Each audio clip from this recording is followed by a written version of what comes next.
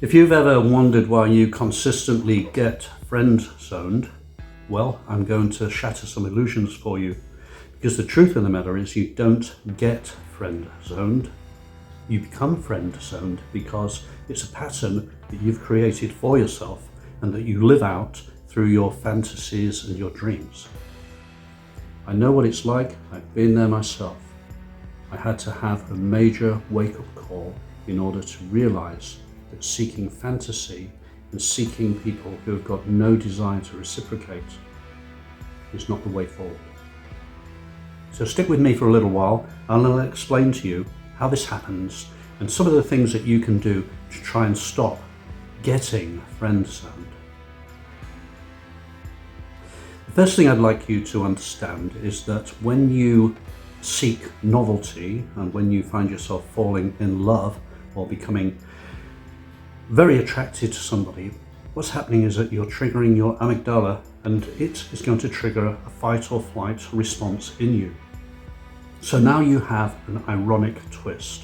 The ironic twist being that you want the novelty of a new relationship, but the novelty of that new relationship is triggering responses in you which are going to cause you to freeze up and encourage you to become tongue-tied with heart racing, palpitations, the works.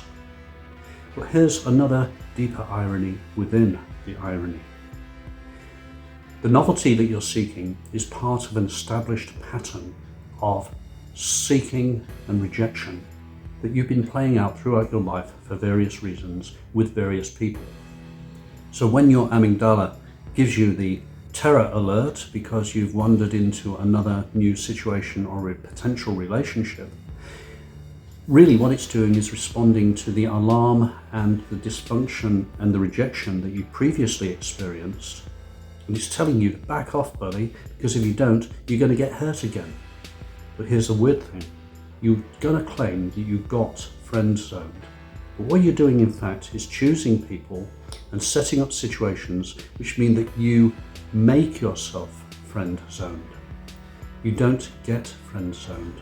You are the conditions under which friend-zoning happens. So what are the answers? Well, there are several.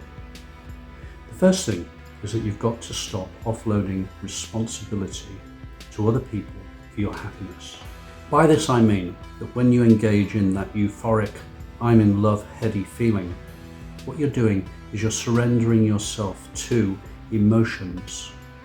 So what you're doing is you're creating a condition whereby you're holding yourself hostage to the way that somebody else sees you in order for you to qualify as being happy.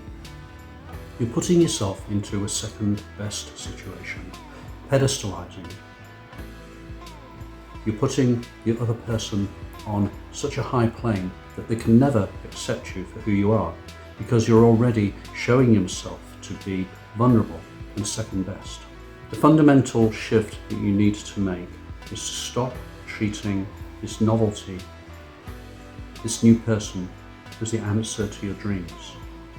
Stop treating them like they are one in a million and start seeing them as one of a million. There are plenty of people out there who are only too willing to enable you to buy into the fantasy and enjoy it for kicks without any desire whatsoever to reciprocate or to give you back what it is you think you need. Truth of the matter is that when you are searching for these things, you're actually higher on the chase than you are on the achievement. If you were getting high on the achievement of the romance, you would have by now got romance. You are so high on chasing and seeking something that you cannot attain, you've managed to delude yourself that this is romance, when in fact it is a form of dysfunction. What kind of dysfunction is it? I hear you ask. Well, I'll tell you. It's emotional dysfunction. What you're doing is you're seeking conditions under which you can become friend-zoned so that you don't have to follow through and actually succeed at what it is you say you're trying to do. You're saying that you're trying to do this, but in fact you're not. Because the pattern that you've established for yourself is to seek and to not find.